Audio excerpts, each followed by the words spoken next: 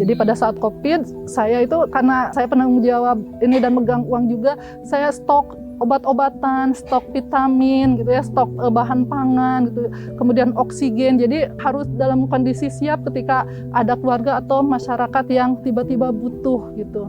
Dan qadarullah ternyata yang meninggal justru suami saya gitunya, dan tidak disangka bahwa justru yang Allah panggil adalah orang yang paling dekat gitu. Karena saya memperhatikan keluarga, kemudian warga sekitar. Masya Allah, mungkin Allah lebih sayang gitu ya. Sakit gitu, meninggalkan luka, dan ya itu sebelum kembali kita mengembalikan segala sesuatunya ke Allah, sempat menjadi semacam protes, kenapa harus saya gitu.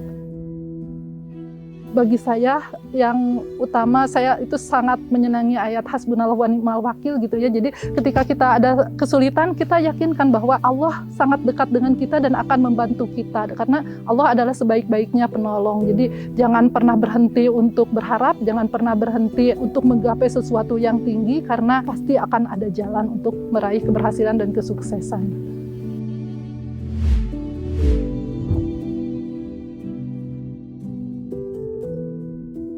Perkenalkan, saya Tita Utari Mulyantini. Profesi saya adalah sebagai perawat.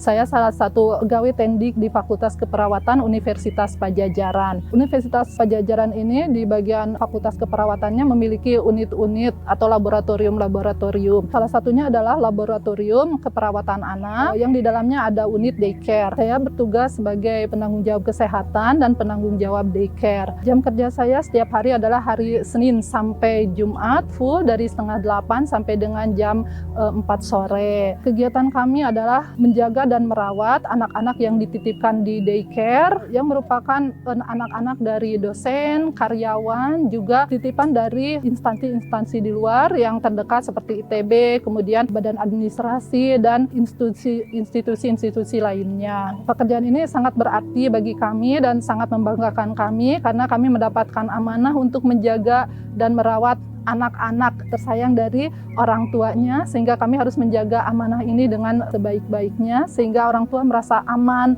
merasa nyaman meninggalkan anak-anaknya di daycare kami. Selain saya bekerja sebagai ASN di Unpad, saya juga mendapatkan amanah dari keluarga untuk mengelola fasilitas keluarga, yaitu Villa Sadiah ini. Pengaturan waktu saya usahakan seoptimal mungkin untuk tidak mengganggu waktu kerja, karena itu sudah menjadi suatu kewajiban saya, dan sementara ini saya juga harus profesional untuk mengelola Villa Sadiah ini gitu. Jadi saya biasanya hari Sabtu atau Minggu ke villa untuk melakukan pengontrolan, dan selebihnya biasanya by phone. Jadi tiap-tiap unit yang ada di villa itu ada penanggung jawabnya. Jadi kalau misalnya ada masalah atau sesuatu yang memerlukan putusan atau kebijakan, biasanya lewat telepon atau lewat WA. Di sini kita ada villa-villa penginapan, ada 1 villa utama, kemudian 6 villa segitiga ya. Untuk villa utama itu kapasitasnya sekitar 20 orang bisa gitu, kadang ada yang lebih juga. Nah, untuk villa segitiga itu kapasitasnya 6 sampai 10 orang. Itu ada 6 unit, kemudian ada 1 yang di depan itu villa melati, itu kapasitasnya bisa 10 sampai 15 orang. Nah, selain itu di sini juga ada fasilitas pemancingan gitu ya, pengembangbiakan ikan, kemudian ada peternakan juga. Jadi kita ada beberapa sapi, kambing gitu ya, kemudian ada ayam petelur juga gitu, dan ada ayam kampung gitu ya. Untuk ayam petelur kita menggunakan pakan omega, sehingga telur yang dihasilkannya diupayakan memiliki nilai jual yang lebih tinggi gitu. Kemudian untuk perkebunan juga kita menanam buah-buahan, kemudian sawah, padi, jadi kita bisa swasembada pangan. Kemudian untuk ketahanan pangan baik keluarga ataupun warga yang ada di sekitar sini. Ini sebagian besar sudah kita miliki, tapi untuk pengelolaannya diserahkan kepada pemilik yang sebelumnya gitu. Jadi mereka masih leluasa untuk mengolah sawahnya sendiri. Dan untuk pekerja-pekerja di sini juga kita upayakan warga sekitar. Kita mulai membangun itu sebetulnya 2017 dengan tujuan yaitu sebagai tempat kumpul keluarga, tetapi seiring berjalannya waktu ada beberapa konsumen yang suka, teman kakak atau dan lain sebagainya, akhirnya kita buka untuk umum, tapi saat itu masih terbatas villa utama saja, dan ada 3 di sebelah sana. dan 3 villa segitiga gitu ya. Pas masa COVID kita sempat vakum dulu Pak gitu. Jadi kita mulai start lagi setelah COVID berakhir. Kita sudah ada ini media sosial lewat Instagram, kemudian TikTok, YouTube, dan yang lebih besarnya adalah dari mulut ke mulut gitu. Jadi kadang-kadang ada yang kesini, terus nanti setelah itu temannya, keluarganya kesini gitu. Alhamdulillah, jadi yang lebih efektif sebetulnya yang dari mulut ke mulut itu. Pada awalnya sih waktu sedang viral-viralnya itu kita alhamdulillah ramai sekali, tapi mungkin ya itu kadang-kadang setelah berjalan waktu, apalagi setelah masa COVID itu memang kita mengalami stop dulu ya. Sebetulnya saya lebih ke amanat keluarga ya, ibu bapak kebetulan qadarullah sudah meninggal. Saya ingin keluarga tetap rukun, keluarga tetap bersama. Jadi dengan adanya villa ini kita masih bisa bekerja sama, masih bisa sering ketemu karena dipersatukan dalam pekerjaan yang ada di sini gitu. Jadi ingin tetap menjaga kebersamaan dengan keluarga. Mungkin itu di sisi ingin mempererat kekeluargaan walaupun orang tua sudah tidak ada, karena kebayang sih kalau misalnya ini nggak ada, kita jarang ketemu ini dengan adanya ini. Gitu ya. Ya alhamdulillah. Jadi kakak-kakak yang sudah pensiun pun bersama-sama mengelola di sini gitu. Jadi jadi sesuai dengan hobinya masing-masing. Kayak kakak tadi senangnya mancing, senang mengurus ikan, jadi udahlah penanggung jawab bagian ikan gitu. Yang lainnya ada yang senang tanaman, jadi penanggung jawab bagian tanaman gitu. Kemudian ada yang bagian sarana prasarananya gitu. Itu kakak-kakak yang jadi penanggung jawabnya, sehingga alhamdulillah sering kumpulnya di sini gitu ya. Nah, selain itu ini juga kita ingin kebermanfaatan gitu. Jadi ingin dengan adanya villa ini manfaat untuk keluarga, kemudian untuk masyarakat yang ada sekitar kita. Kemudian buat saya sendiri sebetulnya tertolong sekali gitu Pak, karena ya qadarullah gitu. Memang pasca COVID itu membawa dampak yang sangat besar sekali gitu ya bagi villa gitu ya. Waktu COVID itu kami menstop penjualan beras dan lain sebagainya itu untuk digunakan untuk keluarga dan untuk masyarakat sekitar sini. Kemudian kita juga sebelumnya itu punya koperasi ya. Nah, pada saat koperasi dengan umum juga, koperasi Sadiah. Nah, koperasi itu pada saat COVID itu banyak sekali masyarakat yang memang memerlukan uang untuk berobat dan lain sebagainya gitu ya, sehingga alhamdulillah bisa membantu banyak orang. Tapi memang dampaknya setelah COVID ya, karena uang banyak keluar untuk pengobatan dan lain sebagainya, kita kemudian berbenah lagi untuk koperasi ini. Jadi pada saat COVID, saya itu karena saya penanggung jawab ini dan megang uang juga, saya stok obat-obatan, stok vitamin gitu ya, stok bahan pangan gitu, kemudian oksigen. Jadi harus dalam kondisi siap ketika ada keluarga atau masyarakat yang tiba-tiba butuh gitu. Dan qadarullah ternyata yang meninggal justru suami saya gitunya, dan ini kan menimbulkan sebetulnya selain kehilangan dan kesedihan gitu ya, ada rasa kebingungan juga gitu, karena saat itu anak-anak juga masih SMA yang paling kecil, kemudian yang besar itu kuliah baru tingkat 2 gitu. Walaupun misalnya ini adalah yang terbaik dari Allah, tapi kadang-kadang kenapa harus saya gitu ya. Dan mungkin dampaknya ya selain rasa kehilangan juga secara ekonomi, saya harus bagaimana gitu ya. Jadi untuk memenuhi kebutuhan anak-anak, pendidikannya gitu ya. Tapi ya berjalannya waktu saya harus bangkit gitu ya, dan saya juga harus tegar karena di belakang saya ada anak-anak yang bersandar gitu. Jadi saat itu saya mengumpulkan seluruh upaya saya, sumber daya apa yang bisa saya kembangkan, yang bisa saya manfaatkan untuk supaya tidak sampai terjadi gangguan untuk pendidikan anak-anak gitu. Jadi akhirnya saya tanah yang dekat-dekat yang ada di rumah, sekarang yang asalnya terbengkalai saya buat kosan, kemudian kontrakan-kontrakan sederhana gitu dengan tabungan yang mungkin tidak banyak, tapi dalam pikiran saya ini kalau tabungan uang saja suatu saat akan habis gitu ya. Makanya bagaimana caranya supaya bisa menghasilkan tanah-tanah yang tidak produktif, saya bangun kosan dan kontrakan-kontrakan yang sederhana. Kemudian saya beralih ke villa ini gitu. Awalnya saya hanya seneng-seneng aja di sini gitu, maksudnya mengelola ini karena senang gitu, lihat tanaman dan lain sebagainya. Tapi setelah qadarullah meninggalnya almarhum, saya ini bagaimana supaya semuanya bisa produktif, bisa menghasilkan gitu. Makanya saya sampaikan bahwa asalnya pemancingan tadi, pemancingan keluarga, sekarang dibuka buat sebagai pemancingan umum gitu. Ikan-ikan juga kita jual, menyediakan ikan-ikan segar gitu ya. Kemudian villa juga apa yang bisa kita tawarkan, saya buat program glamping, camping gitu ya. Kemudian saya juga tawarkan ada wisata edukasi gitu, anak-anak jadi dari PAUD atau dari sekolah-sekolah yang ingin mengenal persawahan, cara bercocok tanam, kemudian mengenal ternak-ternak gitu, itu kita undang. Kemudian ada perkemahan juga gitu, jadi mereka akan sangat senang gitu dengan kemah sambil berenang, sambil juga menikmati persawahan ya. Kemudian ya saya mencoba berinovasi lagi gitu supaya betul-betul bisa meningkatkan produktivitas dari villa ini. Sebelumnya kita hanya beternak ayam biasa, kemudian gimana supaya telur yang dihasilkan itu memiliki nilai jual yang lebih tinggi. Akhirnya saya ganti pakannya dengan pakan omega. Jadi alhamdulillah sekarang telur yang dihasilkan adalah telur omega yang nilai jualnya alhamdulillah lebih tinggi lagi gitu. Kemudian untuk ternak-ternak yang asalnya melihara aja, sekarang kita buka program untuk kurban, akikah gitu ya. Jadi supaya nanti bisa berputar gitu. Bisa besoknya bisa di kafe. Kemudian ini juga sebelum Covid, kafe belum ada, masih berupa joglok kosong gitu. Udah kepikiran, udah buka kafe aja lah walaupun masyarakat kan masih masyarakat pedesaan belum merasa perlu lah gitu dengan kafe ini. Tapi kita coba gitu Pak. Jadi ayo kita buka kafe, bismillah gitu ya. Ya dengan harapan bisa lebih optimal menyerap tenaga kerja dari masyarakat, kemudian bisa memanfaatkan juga sarana yang ada di sini, padi bisa langsung dari sawah kita, kemudian ayam, ikan gitu. Jadi kita suplai langsung dari hasil produksi kita.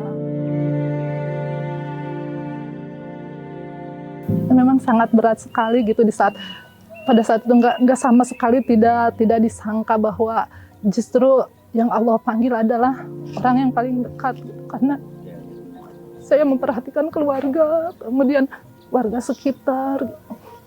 Masya Allah, mungkin Allah lebih sayang gitu ya. Menjadi titik balik itulah yang betul gitu ya.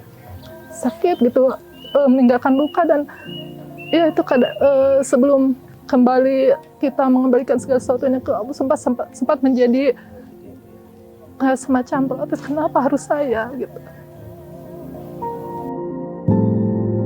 Ya, jadi alhamdulillah kita dengan adanya villa ini, hubungan dengan masyarakat juga jadi terjalin lebih baik lagi karena mereka masih mengelola sawah ini sehingga sering berinteraksi dengan kita baik melalui pelaporan atau misalnya ada masalah dari sawah ini, kemudian dari ketika misalnya panen kita diundang makan bersama dengan masyarakat gitu, itu terasa lebih enak gitu. Dan alhamdulillah kita juga pada momen-momen tertentu mengundang masyarakat untuk misalnya pengajian gitu. Kemudian kalau seperti kemarin ada peringatan 17 Agustus, jadi masyarakat diundang untuk ya seru-seruan lah sehingga mereka bisa merasakan kegembiraan bersama gitu kita. Konsumen itu paling dari dinas-dinas terdekat kayak bank-bank, kemudian puskesmas, biasa sama anak-anak ABG itu Pak. Yang ini kadang-kadang kalau momen-momen buka bersama itu yang justru kita kewalahan karena ya itu kadang-kadang overload kalau momen-momen seperti itu gitu. Kalau ini paling sih anak-anak remaja, tapi ibu-ibu sosialita juga iya itu udah langganan alhamdulillah. Iya betul. Dan ya alhamdulillah sih banyak kegiatan-kegiatan selain makan juga di sini. Kadang-kadang ada rapat, kemudian ada bisa di kafe, kadang-kadang ada di villa juga gitu ya. Kemudian kegiatan-kegiatan kayak pesantren, ada tahfiz Quran gitu. Mereka ya udah silakan saja berapapun misalnya mereka memberi itu tidak masalah gitu. Yang penting kami ingin mendapatkan keberkahan dengan adanya mereka itu gitu. Jadi merupakan suatu kebahagiaan ketika misalnya dari pesantren ini ngadain camping, kemudian mereka bersama sholat, berdoa bersama untuk keberkahan kami, itu lebih membahagiakan bagi kami daripada nilai uangnya gitu ya. Karena kakak yang kebetulan memiliki villa ini juga mengamanatkan pada kami bahwa villa ini harus memberikan manfaat untuk semua orang, untuk keluarga dan untuk masyarakat sekitarnya gitu. Jadi kami memang bagaimana caranya supaya bisa memberikan sebanyak-banyaknya manfaat untuk masyarakat yang ada di sini. aduh sebetulnya bukan bisa ya Pak ya, jadi sambil jalan aja gitu. Kayak Pila, saya ada keponakan yang sebelumnya pernah bekerja di hotel, saya sharing dengan keponakan saya. Kemudian untuk kafe juga ada yang keponakan yang pernah bekerja di kafe, saya sharing. Kemudian sharing juga dengan beberapa ahli gitu ya, jadi secara bertahap gitu. Kemudian untuk tanaman, emang tanaman juga kita ya itu karena awalnya suka-suka aja, nanam asal tanam hobi gitu. Ternyata ketika yang datang ahlinya, kenapa begini gitu, akhirnya sedikit-sedikit kita perbaiki. Kemudian kita juga sudah mulai mengadop konsep pertanian yang terintegritas gitu. Jadi melalui konsep ini kita dari kebun kita dan nanti akan kembali ke kebun kita lagi. Jadi tanaman yang kita tanam itu pupuknya dari kotoran yang ada, hewan ternak yang ada di kita, juga dari humus-humus atau dari sampah dedaunan dan dari makanan sisa yang ada di kafe. Itu diolah jadi pupuk, kemudian kita gunakan lagi pupuknya untuk tanaman gitu. Dan tanaman hasil tanamannya dipakai di kafe, kemudian kita perjualbelikan juga gitu untuk padi, telur dan lain sebagainya. Yang saya rasakan justru biasanya bermula dari hobi, kemudian bisa menjadi usaha gitu.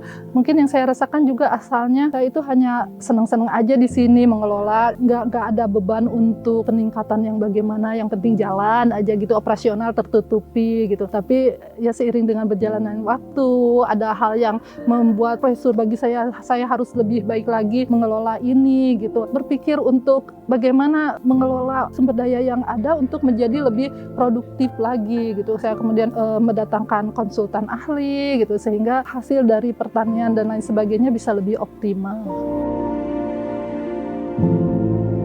Pertama ya alhamdulillah karena kita bekerja dengan keluarga gitu, jadi job desk masing-masingnya sudah jelas gitu, sehingga tidak perlu misalnya saya harus ada di sini, karena masing-masing sudah mengetahui saya bagiannya apa, pekerjaannya apa, tanggung jawabnya apa, itu sudah sangat dipahami oleh kakak-kakak saya gitu. Jadi kayak justru misalnya ikan, saya sebetulnya tidak paham tentang ikan, kakak saya yang lebih paham, jadi silakan berjalan saja gitu, paling nanti ada permasalahan apa, kemudian ada kesulitan apa, nanti kita baru pecahkan bersama-sama gitu. Itu bisa by phone, lewat WA. Kadang-kadang kalau misalnya sesuatu yang urgen, pada saat Sabtu Minggu itu saya datang ke sini gitu. Jadi di tiap unit-unit sudah ditempatkan orang-orang yang memang sudah memahami job desk-nya masing-masing ya, sehingga tidak memerlukan kehadiran fisik kita di sini. Jadi nanti kalau ada apa yang perlu ini paling tinggal telepon. Ya sampai saat ini sih sebetulnya belum ya Pak, kita jadi yang penting ayolah berjalan saja, karena keuntungan dari Pila ini kita gunakan untuk sebesar-besarnya untuk kepentingan keluarga,